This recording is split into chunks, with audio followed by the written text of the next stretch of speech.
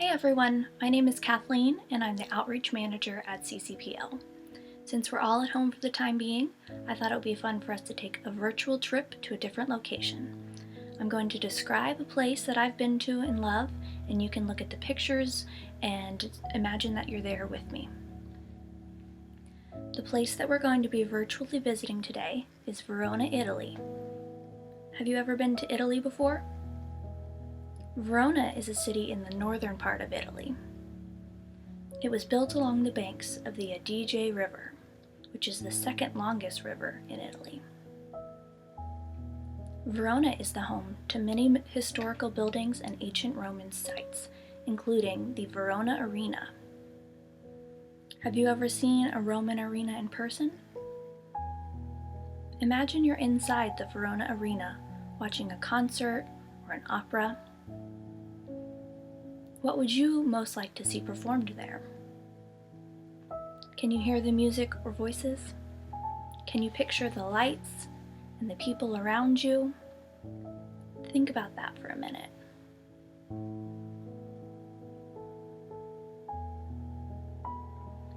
Okay, let's move to a different spot in Verona. Does this sound familiar? Two households, both alike in dignity, in fair Verona where we lay our scene. Verona is the setting for William Shakespeare's Romeo and Juliet. Have you ever read Romeo and Juliet? Have you seen it performed? What do you remember about the play? In the real city in Verona, you can visit Juliet's house. You can give a speech off of the balcony, rub Juliet's statue for luck, and leave a note for a loved one. If you wrote a note for a loved one at Juliet's house, who would it be to? What would you write in your note?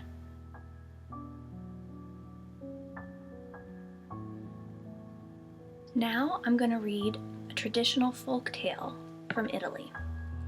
This folk tale is called The Silver Goose. Long ago in the city of Genoa lived a count whose name was Carlo. He believed that money could get him anything, so he hung a sign outside his door which said just that. One day the king happened to pass Carlo's estate when he noticed the sign. He became curious, so he knocked on Carlo's door to invite him to the upcoming carnival ball. While chatting, he asked Carlo if he truly believed money could get him anything. The count quickly replied that he did. The king then gave Carlo a challenge. He had 3 days to talk to the king's daughter. If he did not do so by the end of the carnival at the stroke of midnight, Carlo would be sent to the gallows and his fortune given to the king.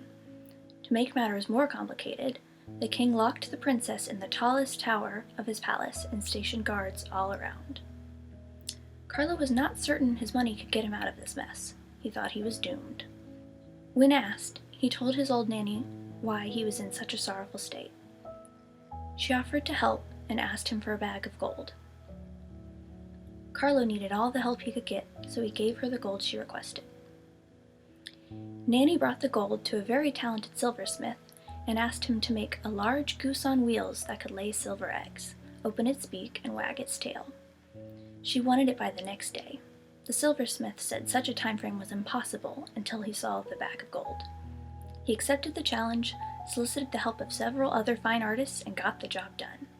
They worked all night to accomplish the task. The next morning, Nanny picked up the silver goose and towed it through the city streets where the carnival was in full swing. All the spectators were so fascinated by the goose, they told everyone they knew about it. In this way, the princess heard about the wonderful silver goose. She begged her father to let her out of the locked tower so she could see it. When he refused, the princess began to cry. This caused the king to think of a new plan.